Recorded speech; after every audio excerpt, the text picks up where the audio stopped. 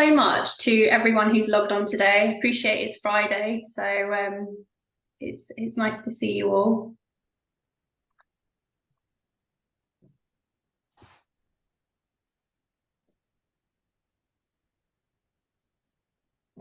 Right, I think we can get started now.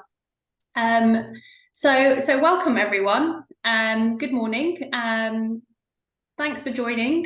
This is the last webinar as part of our Patient Partnership Week programme. So we're really glad you were able to make it. My name is Shivani Shah. I'm the Head of Programmes for the Patients Association, and I'll be chairing the session today. We're here today to explore a project that we did in partnership with the NHSE Get It Right First Time team on elective surgical hubs and the mutual aid programme. So before we get started, I just wanted to go over a couple of house rules, if that's okay. So this webinar will be recorded and a video will be updated to our website. Please feel free to use the chat to introduce yourselves to other attendees. But if you've got any questions to ask, if you could pop them in the Q&A section, that would be fabulous. The closed captions function has been enabled. Please don't take any photos or screenshots of the speakers. That would be much appreciated. They will be speaking about our partnership work on the GIRFT project. So we'll only be able to answer questions related to that particular area or one of our panel's expertise. So please be aware that we won't be able to answer any questions related to specific cases or clinical circumstances. Thank you. So a little introduction. As we know, waiting lists for elective surgeries are at an all-time high. Elective surgical hubs provide high-volume, low-complexity surgery, including ophthalmology, general surgery, trauma, orthopedics, gynecology, ear, nose and throat, and urology.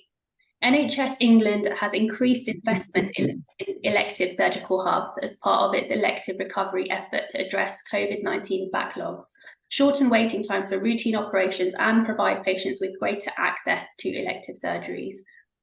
The mutual aid transfer process is a joined-up working agreement between trusts to help reduce the backlog for elective care, and it's used to transfer patients from their local hospital site, where there might be long waiting times, to another hospital, a surgical hub with lower waiting times. So this project was commissioned by NHS England's Get It Right First Time team, GIRFT, to get patient insight into the mutual aid programme set up between Leicestershire and Lincolnshire.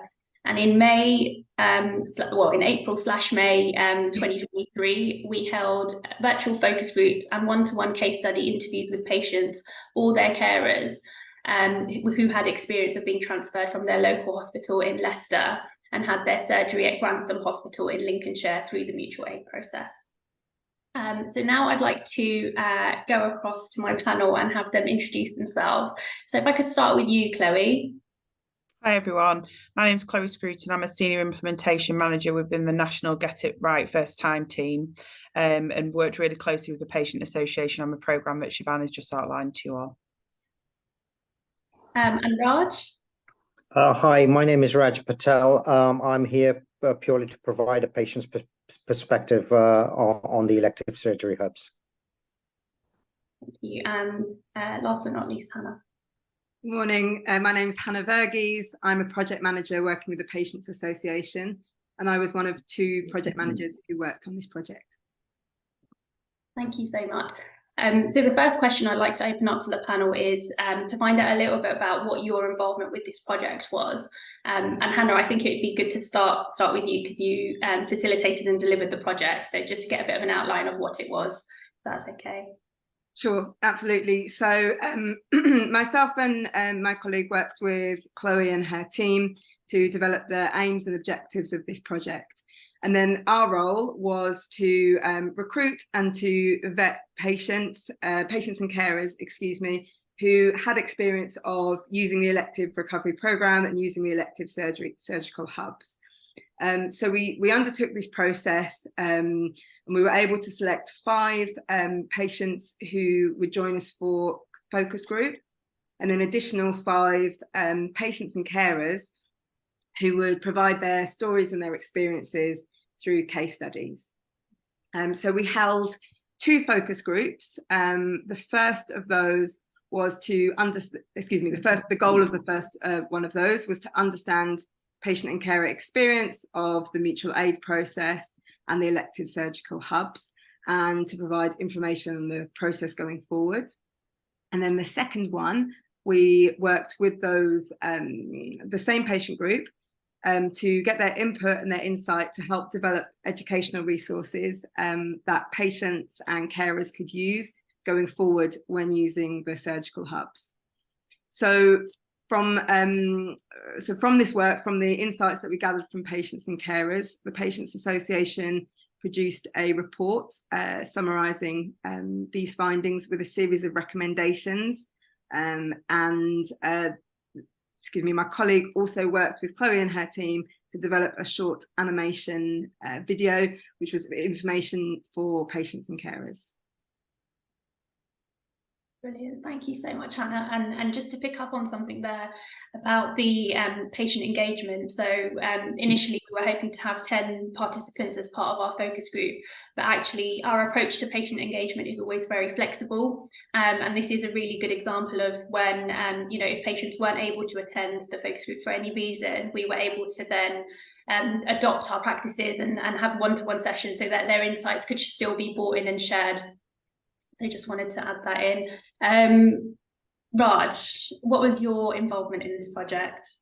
Well, purely from a patient perspective, I was a patient, so I was involved in engaging with the focus groups to provide an insight in terms of my own personal experience, and also to go through some of the pitfalls and difficulties that you'll encounter along the way, in the hope that the end game is to achieve a better way of doing things, and I guess guide the NHS through a best practice process. That's really helpful, Raj. And could you just outline your experience as well for our attendees, and let them know, what your experience of the mutual aid process and using elective hubs has been? Yes, I can do that. In terms of me as a patient, and how it all came about, purely out the blue, I received a phone call from, I believe it was Leicestershire, asking if I'd wanted to transfer across to Lincoln, obviously because the waiting times were a lot more favourable. Now, I was caught in a dilemma in that my own particular operation had been set back due to COVID, and it had been delayed by 2.5 years. And during that process, I mean, obviously you get anxious and fed up. So when the opportunity arose, without thinking about anything or any due considerations as to what it might entail, I jumped at the chance, just thinking, well, Lincoln's only an hour and a half away. So it all started the ball rolling. Now, therein lies the first problem, because the first issue that I encountered with my own from my own personal perspective is the communication between the two hospitals. I'd agreed to go to Lincoln. Leicester weren't aware of that, and there was some difficulty in the communication between the two trusts. And along the way, and to cut a long story short, there was a lot of miscommunication in that Leicester felt that I was going to them. Lincoln had already agreed that I was going there. And the long and the short of it was that I was receiving letters from both trusts, which I had to respond to very, very quickly, in the hope that, it didn't cause any difficulties for myself or for both the trusts. It led to cancellations at both ends for some odd reason. So I had to kind of backtrack and kind of almost kind of throw caution to the wind and contact both and say, well, no, this isn't the process. So I found myself getting caught up within the initial referral process. So I think the initial issue that I encountered was the communication between the various trusts. And I think that's something that I'm hoping has been ironed out, because it is critical from a patient perspective, and it does put an additional amount of pressure on you as a patient.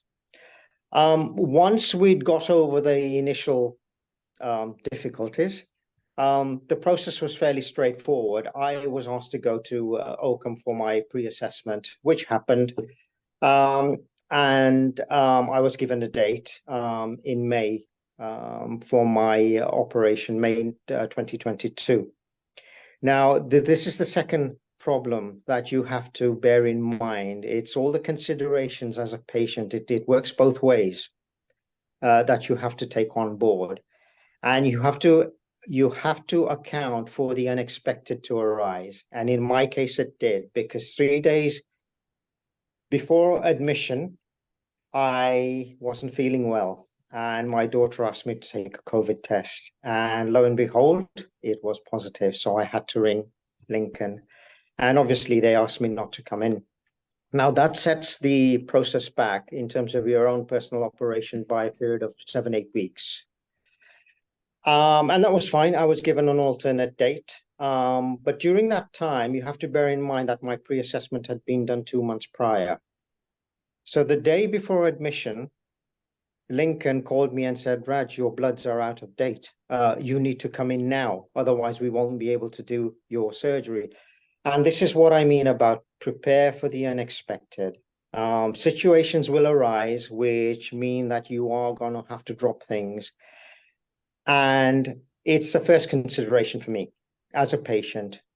Be conscious of where you're going, the time span involved, and be conscious that you will need family support or somebody who is able to drop things very, very quickly, because you are going to need transport there and back. And these are some of the key considerations which have to be borne in mind. You're not talking about a 20-minute taxi away. You are a good hour and a half away. So I had to, the day before, very quickly get off to Lincoln early morning for my bloods. And then I had to go back the following day for my procedure. From then onwards, everything was kind of reasonably plain sailing. The operation went well. I went through the motions in terms of going through the surgery. I was well looked after, well cared by Grantham District Hospital, and I felt at ease. I was discharged. The second situation arises in terms of you as a patient having considerations, and be prepared that you are going to have to go to either Grantham or Lincoln for follow-ups and for outpatients. And there are numerous times when you're going to have to do this through the recovery phase, because the recovery phase is not easy. And in my case, it was tainted with a lot of difficulties because my process, my procedure didn't go as expected, and I encountered difficulties. And after 3 months, because my leg wasn't flexing enough, I had a full knee replacement. I was referred back to Grantham for another procedure, which set back my recovery even further. So there was a prolonged issue with regard to outpatient care and going backwards and forwards to the hospital. And this is where family support does come in. You have to bear in mind that you can't do this on your own. You do need a good family, friend structure behind you to help you through the process, including taking you backwards and forwards to the hospital. And I think that's a consideration from a patient perspective that you have to bear in mind, that it's not only going to an alternate hospital, it's all the other issues that you will encounter along the way. So considerations, key for me, what time? You're going to have to set aside an awful lot of time. Commitment, because you're going to have to be committed once you've decided that you're going to go to an alternate hospital outside of your own comfort zone and outside of your own kind of city environment, which may be unfamiliar. And thirdly, I think as a patient, you also have to bear in mind the financial implications of all of this, because you are traveling a good hour and a half away. There are associated kind of issues with regard to travel costs and so forth. So it's a lot that a patient needs to consider before you actually go in. Now, they say the proof of the pudding is in the eating, and I'm due to find out very quickly if there have been significant improvements. I have to say, in all of this, my overall experience purely from a personal perspective, has been actually very, very positive, to the point where the operation on my second leg is due. And I've actually agreed and elected to go back to Lincoln. So I am due to find out very quickly now whether the processes have improved and whether all the work we've done with the Patients Association with regard to potential improvements and viewing the difficulties that patients have led to significant improvements. I suspect they have. I'm quite positive about the whole thing. I do have that element of support behind me in terms of having a son and a daughter who are able to ferry me at very short notice, backwards and forwards. So please, please, please, from a patient, I say to every other patient, it's not only what you have to look at is not only the hospital's perspective, but your own personal circumstances. And I think that is critical. Yeah, thank you. I'll leave it at that. That's so helpful, and it's so interesting to understand how some of these kind of system-led processes impact a patient on a day-to-day. You know, you're obviously quite articulate, and you're able to, you know, follow things up and chase up and, you know, make the calls and understand what the letters are saying. But actually, not everyone is in the same boat, and not Correct. everyone has the family support, as you said. So yeah, some really interesting things there. Chloe, how were you involved in this project? Thanks, Shivani.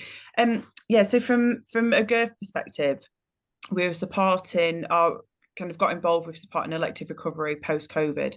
So we initially mobilised this programme really, really fast, which Raj would have been part of kind of that fast initiation of the process. So it was initially to deal with patients that had been waiting over 2 years for surgery, to try and look at elective hubs that were around the area with it, as close to Leicestershire as possible, who had capacity. So the procedures that would be suitable to go to an elective hub the patients could be contacted, transferred across, and then we could use the facilities back at Leicestershire for those patients who wouldn't be suitable, urgent emergency cases that were coming through. But therein lied the issue. It was mobilised very, very fast to try and move patients as quickly as possible. So what we wanted to try and establish is, knowing that we were dealing with patients waiting over 2 years, but prior to COVID, the target was for patients to be treated within 18 weeks, to try and get back down to that target. It was such a huge proportion of patients that we were going to be contacting to see if they were willing to travel to an elective hub via the mutual aid process. And equally, there's been a lot of investment in elective hubs across the country. So more and more elective hubs that were being mobilised, we obviously want to use them and want to maximise those facilities. So we wanted to encourage more patients to transfer across. So what we didn't want to do was this quick mobilisation. This seemed okay from our perspective, let's transfer you across.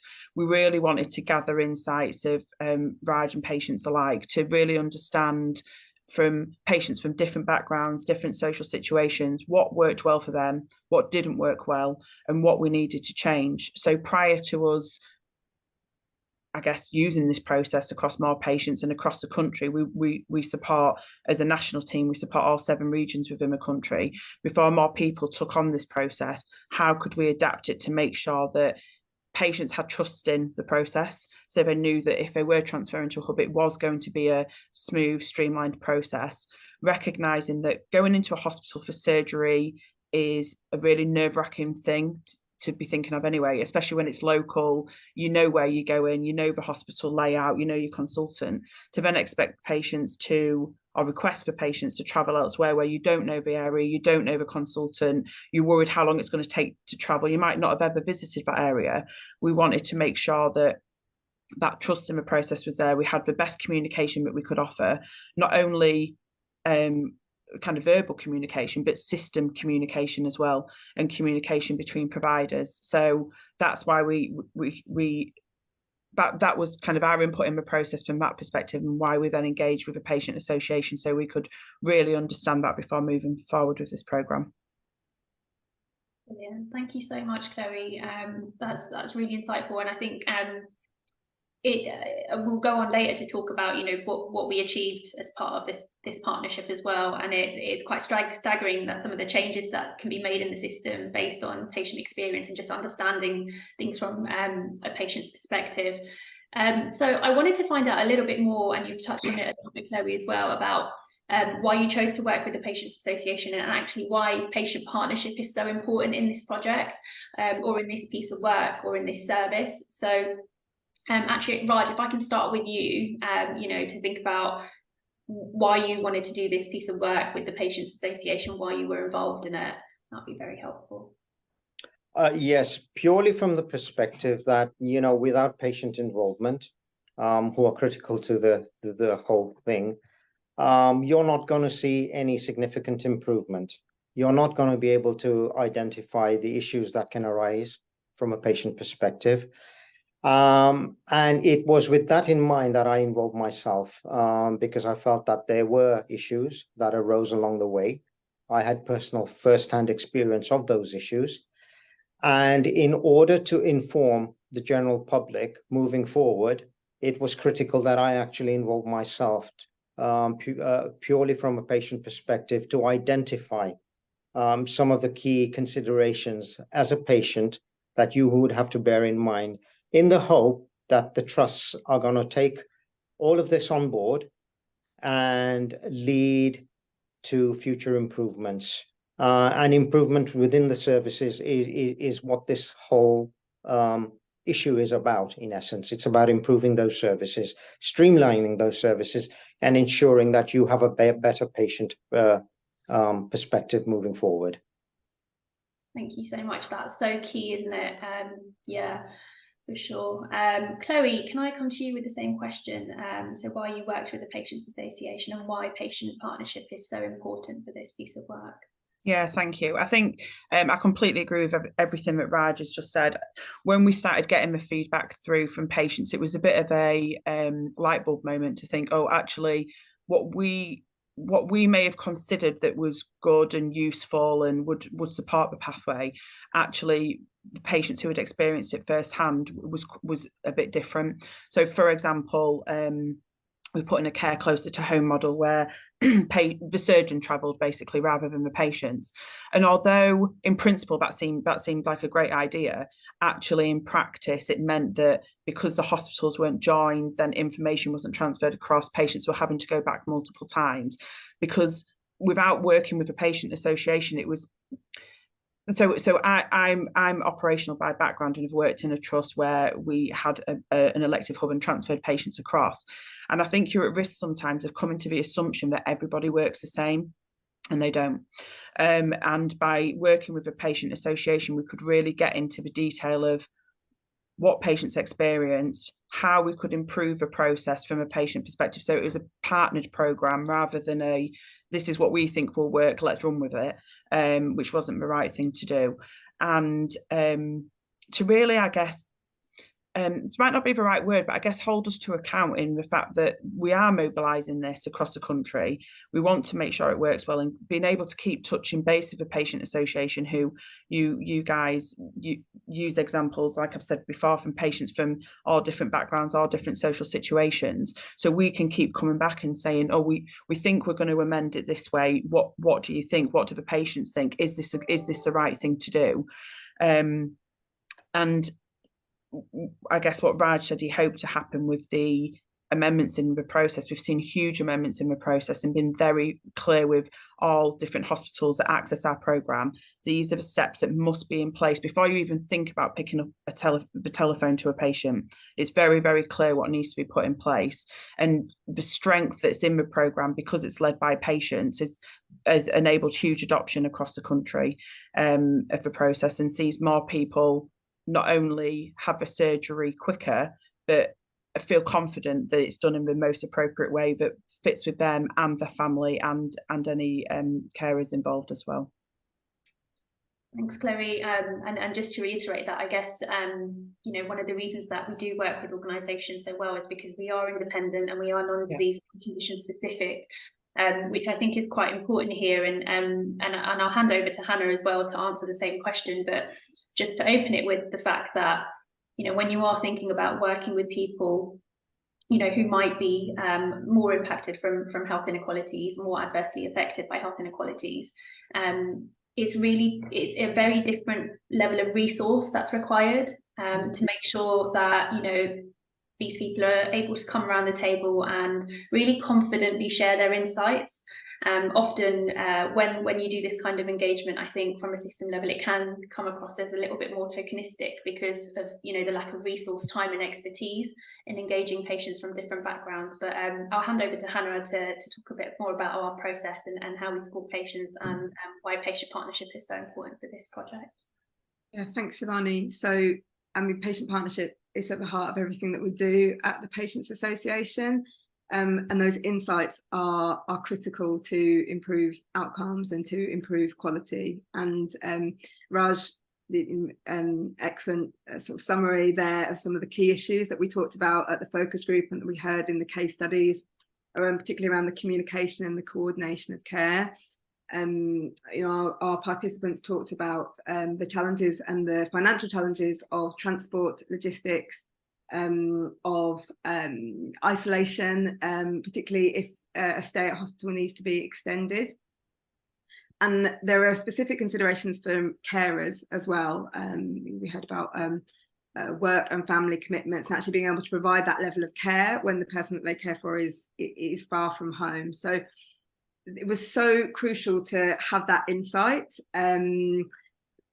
And yes, as you said, Shivani, we need to sort of expand that out and think about the community, particularly those facing health inequality. So patient partnership in the design, delivery and services is part of our 5-year strategic our 5-year strategic focus. That's quite hard to say, easier to read, at the Patients Association. And it's so critical that patient partnership is based on trust, and it's not this one-off tick box exercise to say that we've got this, but it evolves as the design and delivery of services evolve, and as patients' experiences evolve. So as Chloe alluded to, there were a number of kind of developments throughout the programme, and we were able to speak to people who were referred from Leicester and then later from Sheffield. So they came at different, they came into the mutual aid process at different points, and so their experiences were slightly different. And so this evolution and understanding how the insights have impacted the programme and impact the programme going forward is critical. So from my perspective, it was a really great experience to work with Raj and the team of participants, and to work with Chloe and her team, and to actually see that patient partnership model in action, and to hear now about the change that's been impacted. Brilliant. And Hannah, are you able to tell us a little bit more about the kind of key recommendations that came out of this project as well as a result of this patient engagement? Yeah, absolutely. So so these follow on actually very much from the points that Raj was making.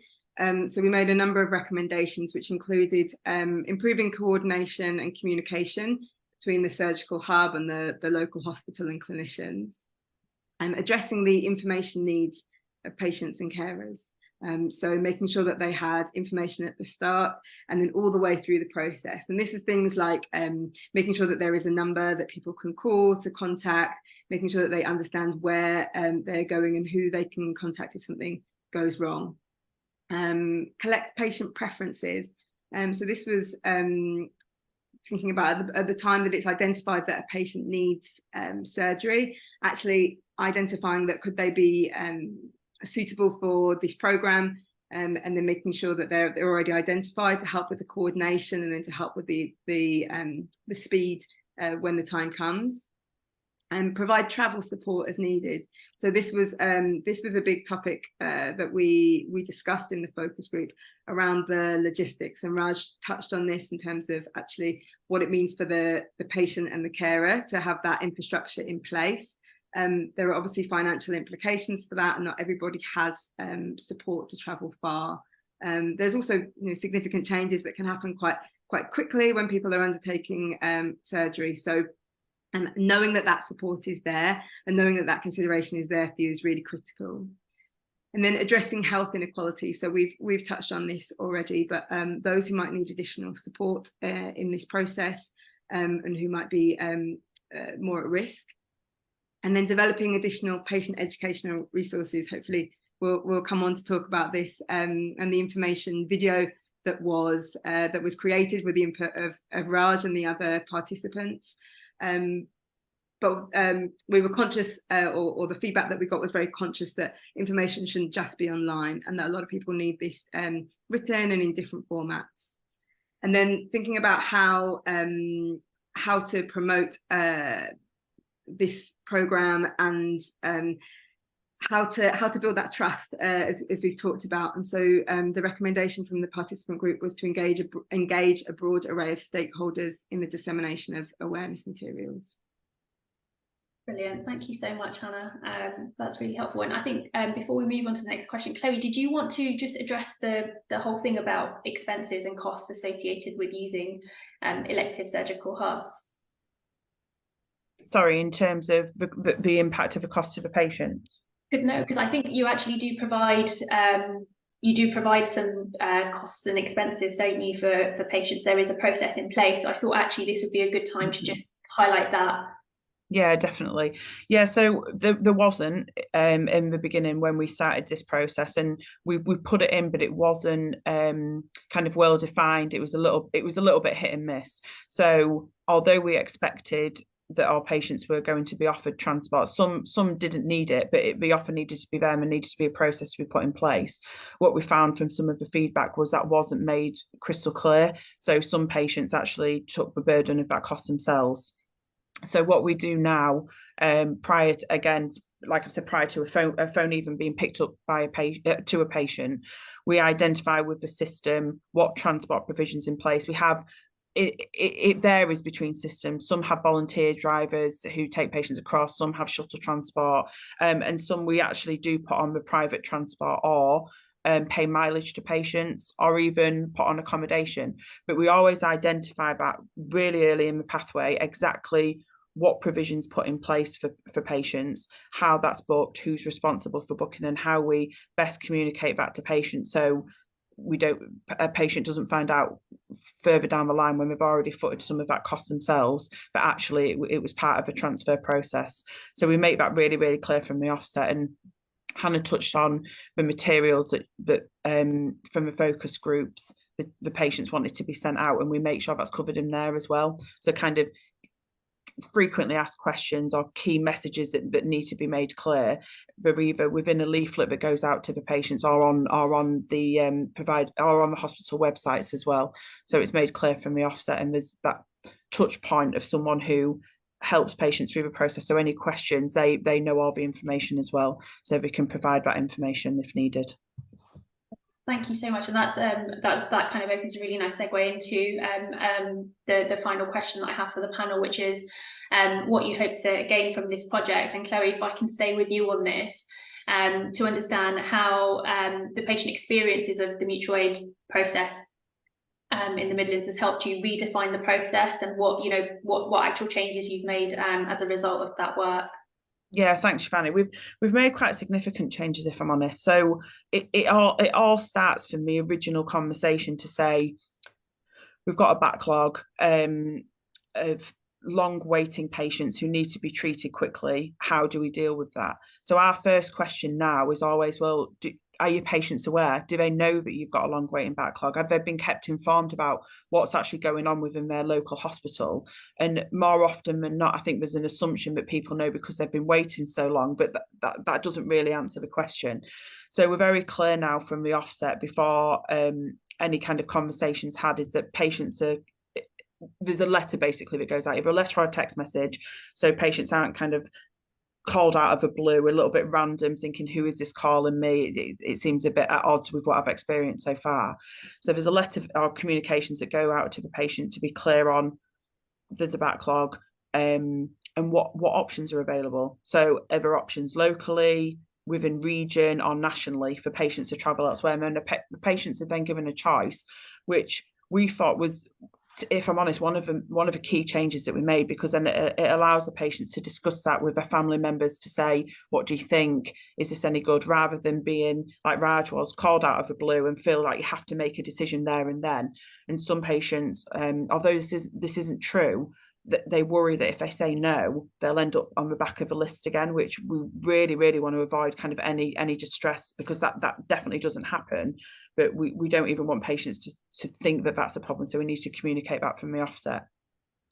the next thing that we changed was bringing all key stakeholders around the table to agree if we are going to embark on mutual aid or sending patients to a hub site, even if that's within the same hospital, what processes need to be put in place. So from the point of, even sometimes it doesn't always be, it's not always, patients that are listed for surgery. It can be sometimes patients that have been referred in for a new appointment, nothing's happened, they haven't been seen yet. So from the point of patients being referred to the point of patients deemed fit to then be referred back to the GP for ongoing care, what needs to be put in place, who needs to be part of the process, what are the referral mechanisms, and how do we enable systems to talk to one another. So again, in Raj's experience, Raj, you don't have to feel that you're having to chase the process and see it through. It's actually done, it's there already, well defined. And how we're still working on this at the moment, which we're trying to link back in with the patient association about, is how we then communicate back to patients. So it's not all NHS jargon that doesn't really make any sense. It's very clear, this is a process, this is who you'll see, and this is how it will be communicated to you. So we send that out within our communications as well. What we also have put in place is we identify from the offset who will be the point of contact for patients. So I would sometimes ring patients, then they'd ring the ward at the hospital they're being referred to, then they'll get a letter like Raja from Leicester and then ring Leicester. But actually there needs to be from that initial conversation where we say, are you willing to? And this is your point of contact. This is a person, first name terms, ring them when you want. They'll always answer the phone, kind of this is their contact number. And if not, leave a message and they'll get back to you. So it's all with the aim of making sure we're very clear on communication. Patients then are clear on what our processes are, so they have trust in the process. So not only do patients get seen quicker and treated quicker, which is our ultimate aim, but that the process is clear and well defined. There's no discrepancies or no chasing, or we reduce the time element burden that Raj, unfortunately, you experienced in your initial part of the process, but we reduce that down as much as we possibly can. So yeah, they're the key things, and we've put together a focused support guide which really goes into a lot of detail about mutual aid and this process that we embarked on, which is shared with all NHS hospitals. And we get requests from all over the country asking for support. So it's great to be able to say, this is a process that we find works well in partnership with patients. So we're confident that people aren't reinventing the wheel, and patients such as yourself, Raj, aren't having to go through that process of thinking, oh, this is quite clunky. We've actually learned our lessons, and we're not only doing it within the Midlands or within a small area, we've actually scaled it up. So it's being used nationally across the country. Thank you. And Chloe, there's an accreditation process as well, if I'm not mistaken, for hospitals. Can you just tell us a little bit about that? Because actually there was a question about whether we publicise which hospitals have utilised GERF's resources and support for rolling out hubs. So just kind of linking that in there as well.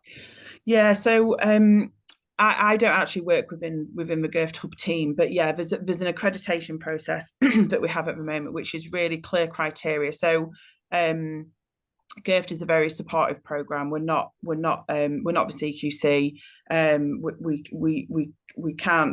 We obviously have certain support mechanisms that we put in place, but we're not a governing body. So what we do is have specific measures that we expect the hubs to be able to maintain. So I don't know, patients to be discharged on day of surgery if they're ready to go home, keeping length of stay short, making sure processes are really redefined, but if patient needs ongoing care, how is that provided, who's going to provide that? So we have really key measures that we put in place for our hubs, and we go around and visit hubs put themselves forward to say that they want to be part of the GERF accreditation programme. So they get a support package, and they get a list of criteria that we expect them to be able to work towards, or even have already worked towards and provided evidence for. Our clinical leads and operational leads then go and visit those hubs, and if they do meet that criteria, then they become GERF accredited. But then we still touch base with them regularly to make sure that they're still maintaining the standards that we expect within GERF. And we do publish where hubs have been accredited and the accreditation programme. What we've tried to do with all those hubs that have been accredited is the elective hub video that we put in place in partnership with the patient association.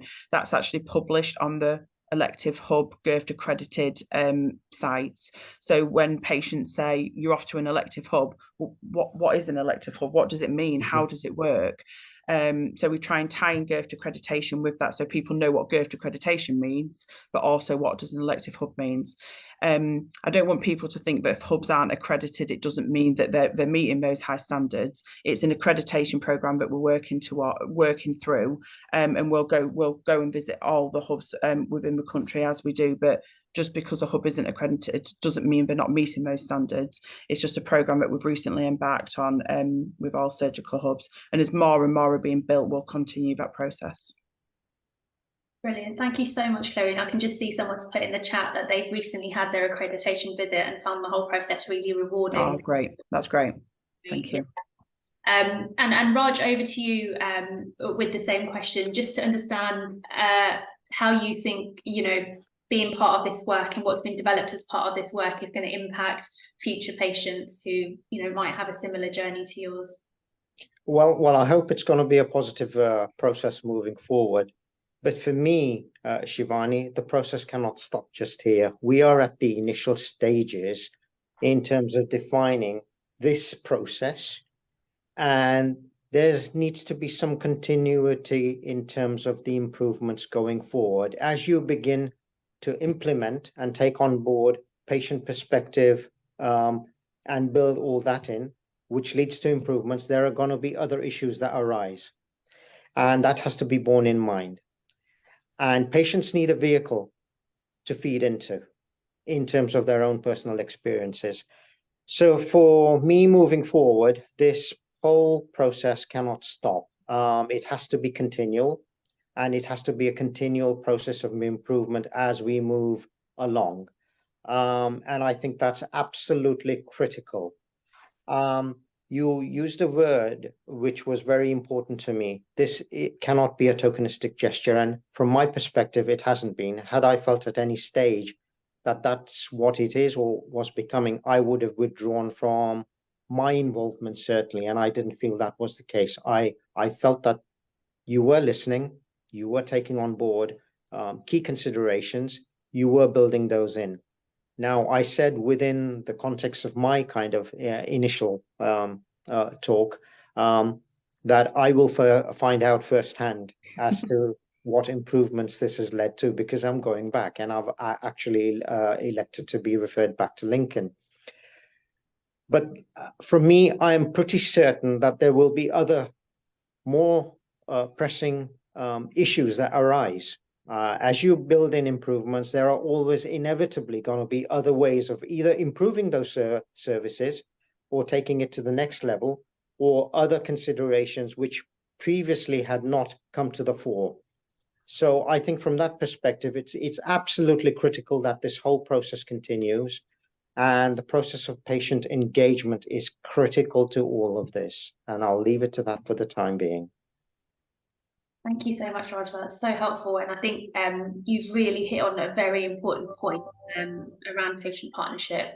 I think sometimes it can be very led by kind of a one-off event or a one-off bit of engagement. And actually what happens then is, you make some changes, but then, like you said, Raj, as processes evolve, more trusts get involved, more patients get involved on services, things change and other problems arise. And actually it's that continuous listening, feeding in, feeding back, and improving, that continuous improvement loop, isn't it? And then that continuous engaging of patients in that meaningful way, that's so crucial going forward. So thank you.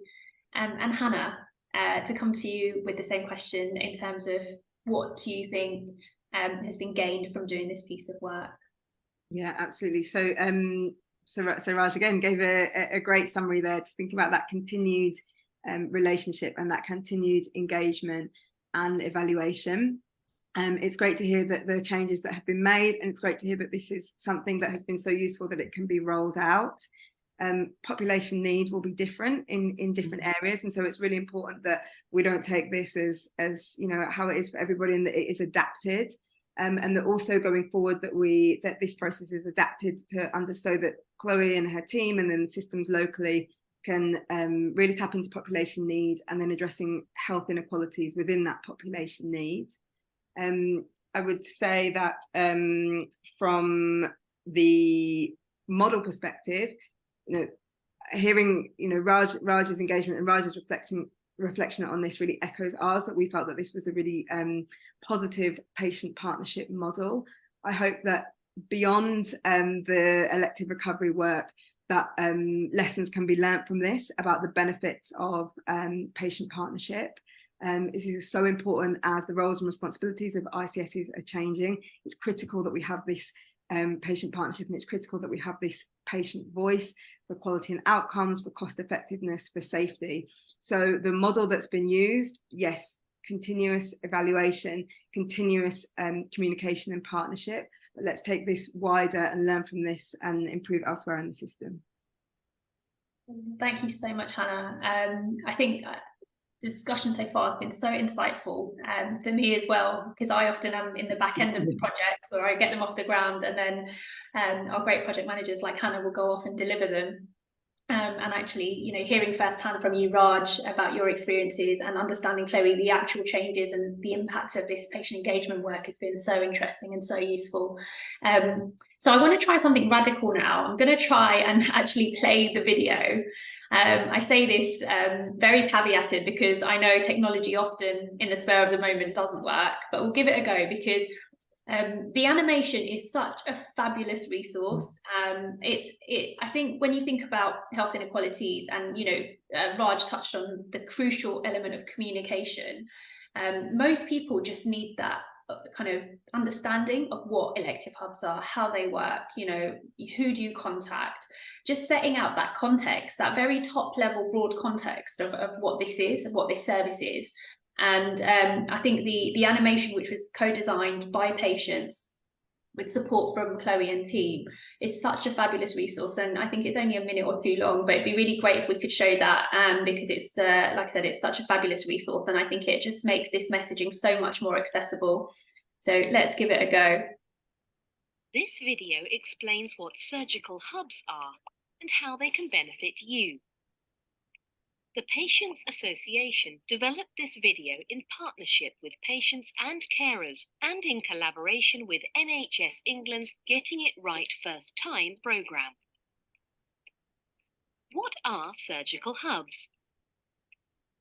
Surgical hubs are hospital sites that offer access to common operations and procedures, such as cataract surgery, hip and knee replacements, and other planned procedures.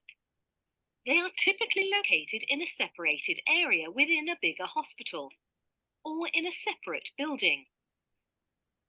There may be a hub situated in your local area, or you may have to travel to another area.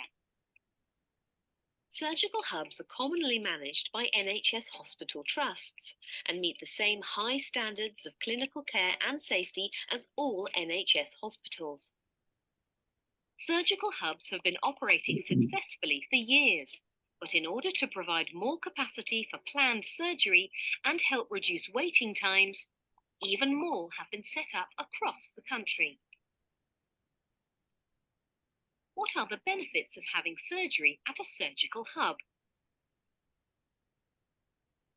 Surgical hubs help reduce waiting times for surgery. This may prevent your condition from getting worse and reduce the time you spend managing your health condition at home. Surgical hubs also reduce the risk of short-notice cancellations because they don't take accident and emergency patients. They also bring together experts from all stages of patient care, helping you to go home soon after surgery.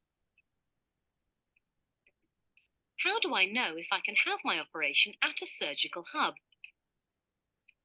If it's clinically appropriate for you to have your operation at a surgical hub, and it enables you to receive timely treatment, you will either be referred directly or contacted to offer you the option of going to a surgical hub. Once you have been referred, you can contact the surgical hub directly to get more information ask questions, and learn about what to expect with your surgery. Here are some quotes from patients who've had their surgery performed at a surgical hub.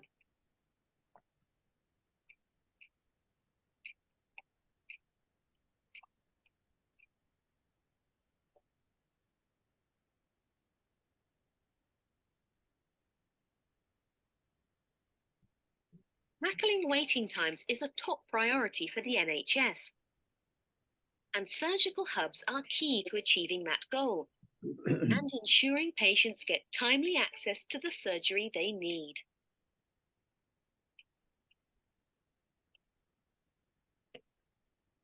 Thank you. I think that's Holly in the background there playing that for us. So thank you so much. And it actually worked. Hooray. So that's great. I think it's such a fantastic animation, and I think if we've got people in the attendees that have not seen patient-led resources before, then I think it's a real eye-opener to what can be achieved in partnership with patients. You know, and if you think about the messaging in that animation, it's really simple and it's really accessible language, and that was all very much driven by Raj and the patient group. You know, and I think that having these kind of resources available to patients for all types of services, but specifically new services and new ways of working is so important. There's a lot of myth busting that happens as part of it, because I think often patients can build up preconceptions about what certain things mean, and you know, there's certainly, I think we had a couple of bits on our Twitter about whether elective hubs are a part of private hospitals, is it a private offering, and you know, so there's all these ideas that sometimes not having enough information can lead to. So having a really clear bit of information resource that is accessible is so important. So that's great. We've got a couple of questions that I would like to go to. One of the questions, Chloe, is probably going to be suitable for you, was what types of patients are not suitable for using or going through the mutual aid process? So we've actually recently defined a kind of comprehensive list of patients that would be suitable not only for the mutual aid process but for elective hubs.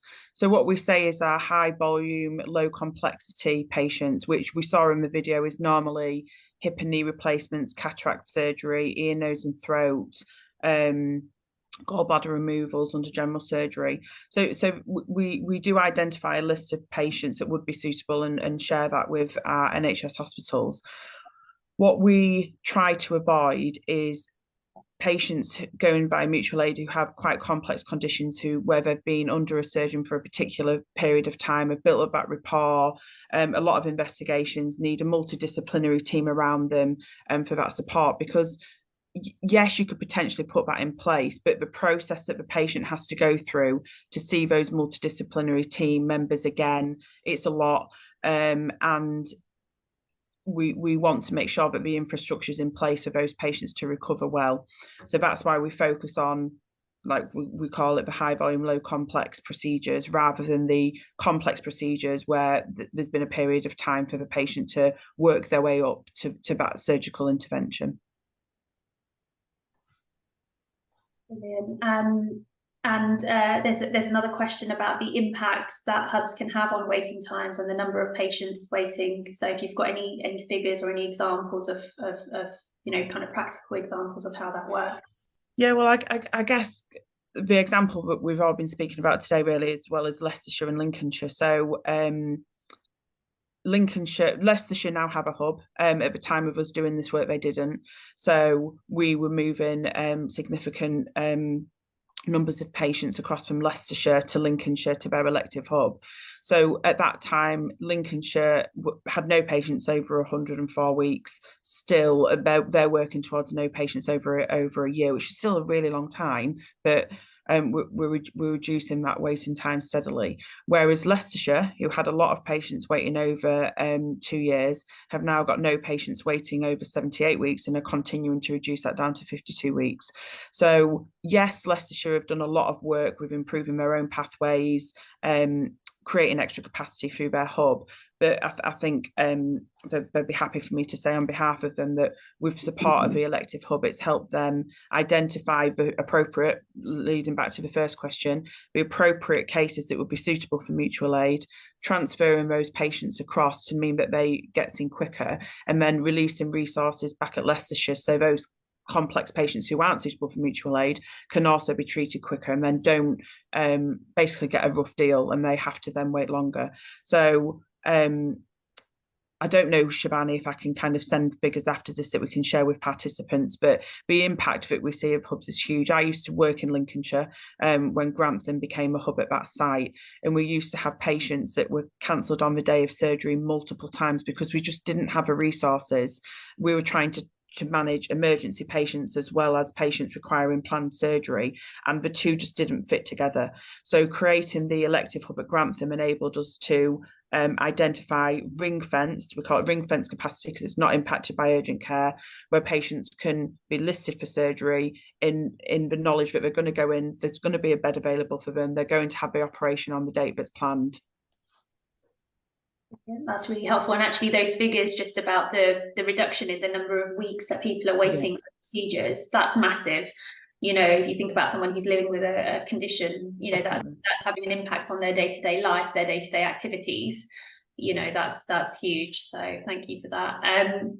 There's a question for you, Raj, about your views on what's now currently in place. So I assume it's to do with the kind of changes that have been made to the system and how you feel about that.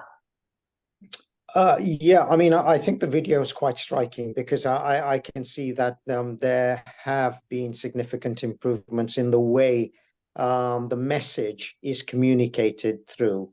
And I think that's critical in terms of informing potential patients moving forward.